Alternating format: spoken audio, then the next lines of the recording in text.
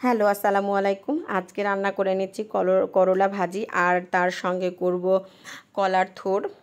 ওটা একটু মসুরের ডাল দিয়ে সুন্দর করে একটু ঝোলঝোল করে রান্না করব, আর করব খাসির মাথা দিয়ে বুটের ডাল। আজকে রান্না করে নিচ্ছি। এই তো সব কিছু এখন একে একে রান্না করে নেব। শত ব্যস্ততার মধ্যে একদিন রান্না না করলে তো হবে না, যেহেতু আমি আর অনেক বড় ফ্যামিলি হয়ে গিয়েছে। আমার শ্বশুর শাশুড়ি আছে, আমার দুইটা মেয়ে, আমরা দুই স্বামী স্ত্রী আছি, সবাই আছি একসঙ্গে। এভাবে রান্না করতে হয়, সুখ দুঃখ মিলে তো মেয়েদের জীবন।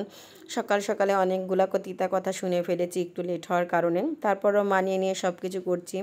যখন মনে হয় যে কিছু নিজের নামে অন্য কিছু শুনি যেটা আমি করি নাই, সেটা তো খুবই খারাপ লাগে। তারপরও সব কিছু মানিয়ে নিয়েছি। তাদেরকে বলছি আমি যখন রেগে যাব তাদেরকে তখন চিনব না আমি, এটাই সত্য কথা, এটাই বাস্তবতা। তারপরও আমি কাউকে ফেলতেও চাই না, কাউকে কষ্ট দিতেও চাই না। তারপরে অনেক সময়তে যারা আমাকে কষ্ট দেয় তাদেরকে কি করব, কিছুই বলার নাই। আসলে তারা যে এরকম তারা থাকবে। আসলে একটা কথা, সত্য কথা, যারা আমরা ভালোবেসে বিয়ে করি না কেন তাদেরকে আসলে একটু ফ্যামিলি থেকে অন্য চোখে দেখা হয়। আগে আসলে দর্শনধারী, তারপরে কিন্তু গুণ বিচারী। প্রথম থেকে দর্শনটা আমি ধরাতেই পারিনি, তো পরে আমার গুণাগুণগুলো তাদের মাঝে কীভাবে নিয়ে আসবো সেটা আমি বুঝতেই পারি না। এখন পর্যন্ত 10 বছর হয়ে গেল, তারপরে অনেক কথা আকার ইঙ্গিতে শুনতে হয়, তারপরেও কিছু করার নাই।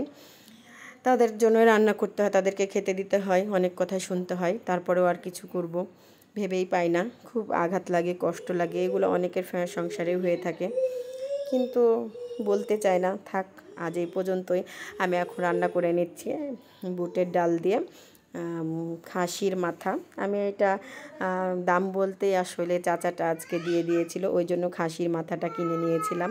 আর খাসির মাথাটা আমি কখনোই রান্না করি নাই, খাসির মাথা কীভাবে রান্না করব আমি তাও জানি না।